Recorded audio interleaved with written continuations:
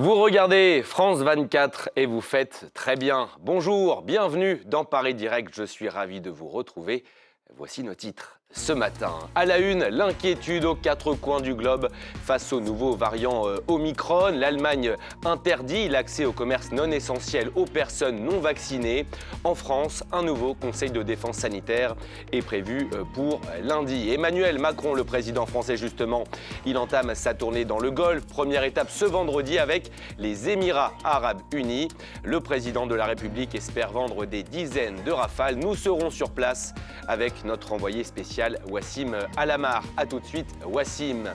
Et puis à la une de l'actualité également, la journée mondiale des personnes handicapées. On vous emmènera dans ce journal au Brésil, à la rencontre d'une mannequin, pas comme les autres, vous le verrez.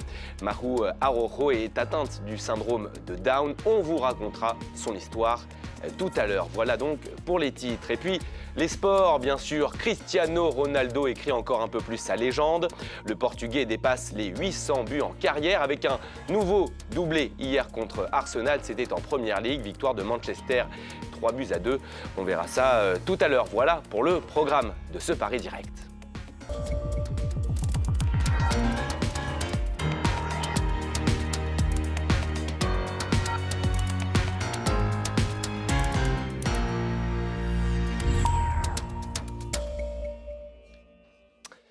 Bonjour à toutes et tous. La probabilité qu'Omicron se répande au niveau mondial est élevée. La déclaration de l'OMS n'est pas de nature à rassurer. De plus en plus de pays adoptent de nouvelles restrictions. C'est le cas notamment des États-Unis. Hier, le président Joe Biden a pris la parole, l'occasion d'appeler une nouvelle fois les Américains à se faire vacciner. Amine Babaïssa. Un test négatif de moins de 24 heures, en plus d'être vacciné, désormais requis pour entrer aux États-Unis. Avec l'arrivée du variant Omicron dans le pays, Joe Biden resserre le contrôle des voyageurs tout en se montrant rassurant. Je suis ici pour annoncer notre plan d'action pour combattre le Covid-19 cet hiver. Il ne prévoit pas de couvre-feu ou de confinement, mais une accélération de la vaccination et des tests. États-Unis, mais aussi Inde, Nigeria ou encore Islande, la vigilance est de mise aux quatre coins du globe, car Omicron pourrait rapidement devenir majoritaire en lieu et place du variant Delta. Il va mettre un certain temps avant de s'installer en France et en Europe en général. Nous, on le situe au niveau du Conseil scientifique plutôt après, en début 2022. Beaucoup d'incertitudes demeurent sur ce nouveau variant, mais les autorités européennes de la santé estiment qu'il serait plus contagieux que les souches précédentes. En Afrique du Sud, où il a été identifié pour la première fois la semaine dernière, Omicron est déjà dominant. Le fait d'être contaminé antérieurement protégeait contre Delta. Et avec Omicron, ça ne semble plus être le cas. Nous pensons que les vaccins protégeront toujours contre une maladie grave. Partout alors, on cherche à intensifier les efforts pour limiter l'impact d'Omicron. La Corée du Sud impose de nouveau une quarantaine obligatoire à tous les voyageurs étrangers.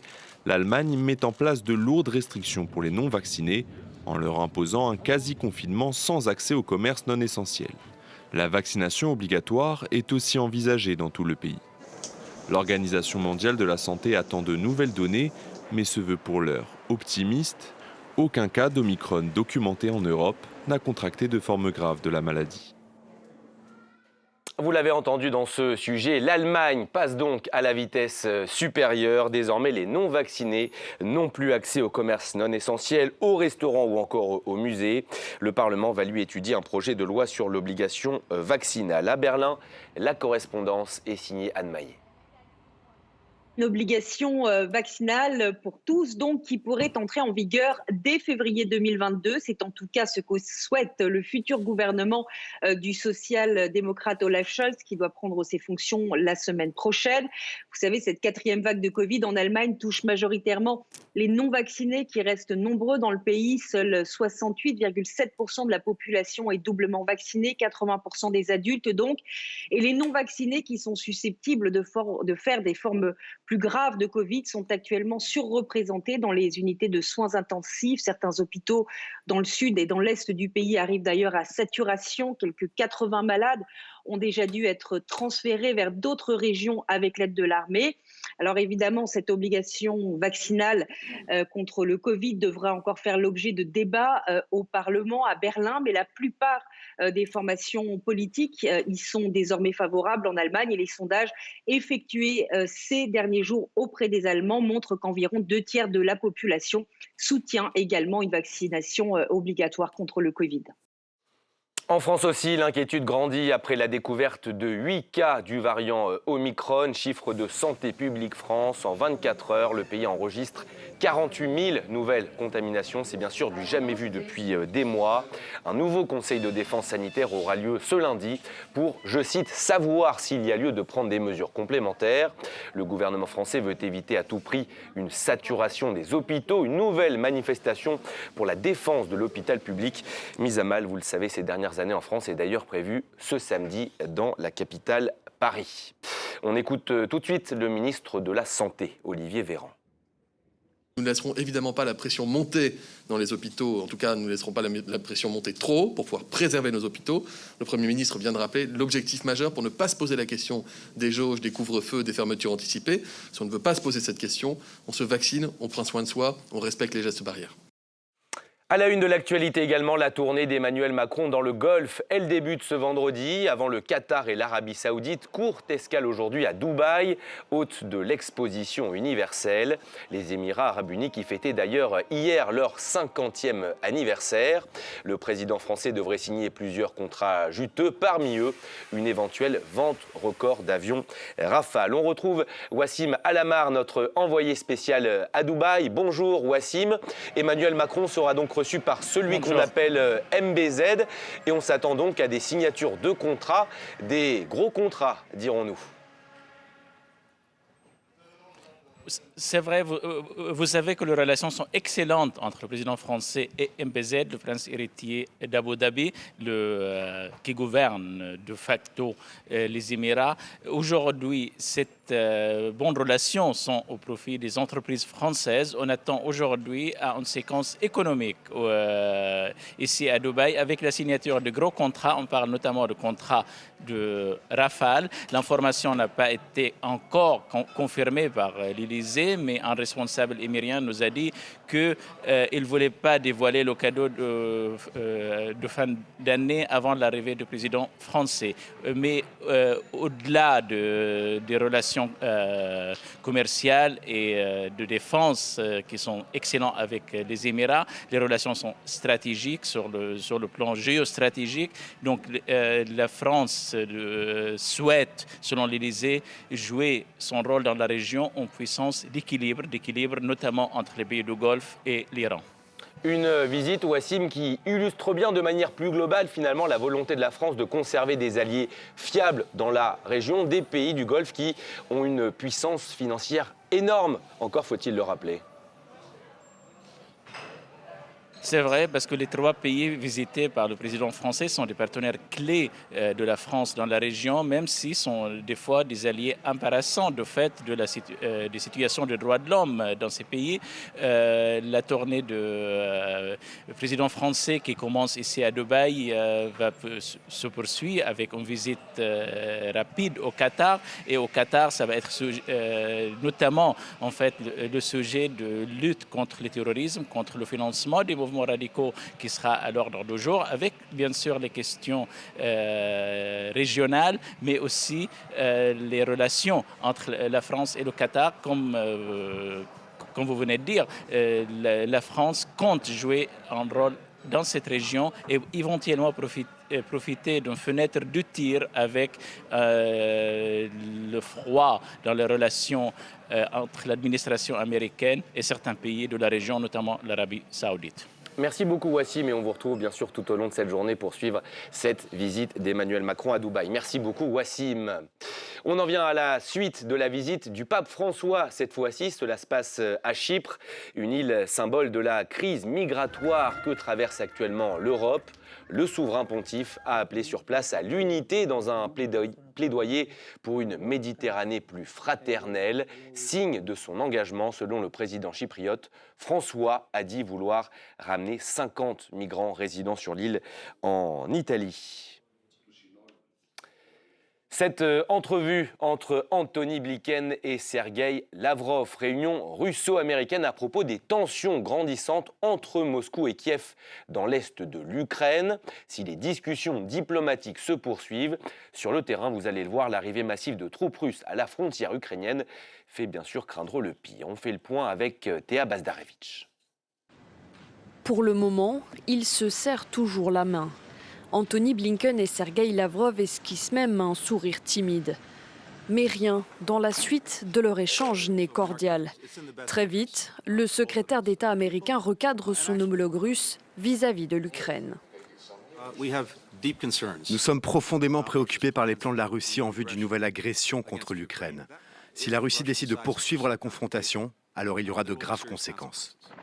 Un avertissement sans équivoque alors que sur le terrain, Moscou multiplierait les provocations le long de sa frontière avec l'Ukraine. Selon Kiev, près de 100 000 soldats russes sont désormais déployés ici, avec chars d'assaut et artillerie lourde. Une activité suspecte dénoncée depuis des semaines par les Occidentaux qui redoutent une invasion imminente. Simple exercice militaire, rétorque le Kremlin. Une réponse aussi à la présence de l'OTAN à ses frontières. Les infrastructures de l'Alliance Atlantique se rapprochent de manière irresponsable des frontières russes. Le scénario cauchemardesque d'une confrontation militaire est de retour. Mais pour Washington, c'est à la Russie de prendre des mesures de désescalade. Moscou, de son côté, demande des garanties sécuritaires. Depuis l'annexion de la Crimée par la Russie en 2014, l'Est de l'Ukraine est le théâtre d'une guerre entre Kiev et les séparatistes pro-russes. Régulièrement, des épisodes de tension comme celui-ci éclatent. Le chef de la diplomatie américaine n'exclut pas la possibilité d'un contact direct entre Joe Biden et Vladimir Poutine dans les prochains jours. Elle fera ses adieux la semaine prochaine. Après 16 ans aux commandes de l'Allemagne, Angela Merkel va passer la main à Olaf Scholz. Hier, elle a dit au revoir aux forces armées, une cérémonie militaire de départ marquée, vous allez le voir, par un rare clin d'œil à sa jeunesse. À l'Est, cela s'est fait en chanson, musique choisie du punk. Amin Baba Issa.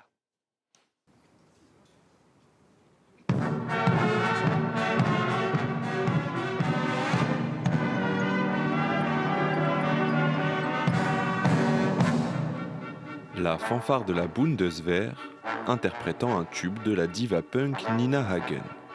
Voilà la bande-son choisie par Angela Merkel pour faire ses adieux aux forces armées allemandes. Visiblement émue, la chancelière expliquait un peu plus tôt ce jeudi ce choix surprenant. La chanson a été un moment fort de ma jeunesse. Elle vient également d'Allemagne de l'Est et par coïncidence, elle est toujours jouée dans une région qui était ma circonscription, donc tout colle. Dans ce tube des années 70, Du hast den Farbfilm vergessen, l'interprète reproche à son amant d'avoir oublié la pellicule couleur pour les photos de vacances. Des vacances qui sont peut-être dans un coin de tête d'Angela Merkel.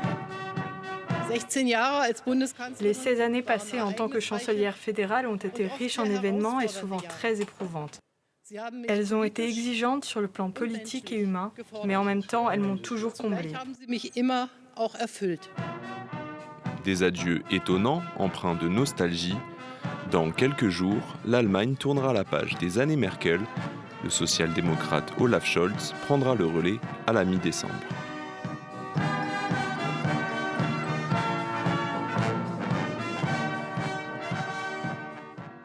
Voilà donc pour cet adieu en musique. Ils peuvent toujours espérer représenter leur camp lors de la prochaine présidentielle. Ici en France, Valérie Pécresse et Éric Ciotti se sont qualifiés d'une courte tête pour le second tour de la primaire des Républicains. Tous deux récoltent un peu plus de 25% des suffrages. Tout s'est joué dans un mouchoir de poche. Michel Barnier est 3e, Xavier Bertrand 4e. Tous les deux sont entre 22 et 24%. Philippe Juvin est lui loin derrière. Les trois candidats battus, sachez-le, ont tous apporté leur soutien à Valérie Pécresse, présidente de la région Île-de-France. Les adhérents revotent ce vendredi jusqu'à samedi midi. Jambes recroquevillées, mains plaquées sur le visage et corps soigneusement ligotés. Tout autre chose à présent, une étrange momie a été découverte à une quinzaine de kilomètres de Lima, c'est la capitale du Pérou. Il s'agirait d'un agriculteur ayant vécu il y a plusieurs siècles. Edwige Wamanissa. Une momie vieille de près de 1000 ans, c'est la découverte exceptionnelle qu'ont fait ces archéologues péruviens. Elle aurait été enterrée entre 800 et 1200 après Jésus-Christ. Le visage couvert par les mains, la momie est également attachée avec des cordelettes, une spécificité de la période pré-incaïque. Il s'agissait d'une momie qui était attachée avec des cordes. C'est une caractéristique particulière et unique dans ce contexte funéraire. C'est dans une chambre funéraire de forme conique, à 1,40 m de profondeur, que la momie a été découverte. Selon les archéologues et d'après les caractéristiques de la sépulture, il s'agissait d'un agriculteur âgé entre 18 et 22 ans. Les caractéristiques des matériaux associés à la sépulture indiquent qu'il s'agissait d'une personne se consacrant à l'agriculture, car on a retrouvé des restes de maïs et d'autres produits botaniques, ainsi que l'offrande de quelques cochons d'Inde. Les restes ont été déterrés sur un site de fouilles à Caramarquilla, à 24 km de la capitale Lima. Caramarquilla a été construite en 2000 avant Jésus-Christ. Cette ville était un centre urbain qui abritait jusqu'à 20 000 personnes et on estime qu'elle a été occupée pendant plus de 1000 ans.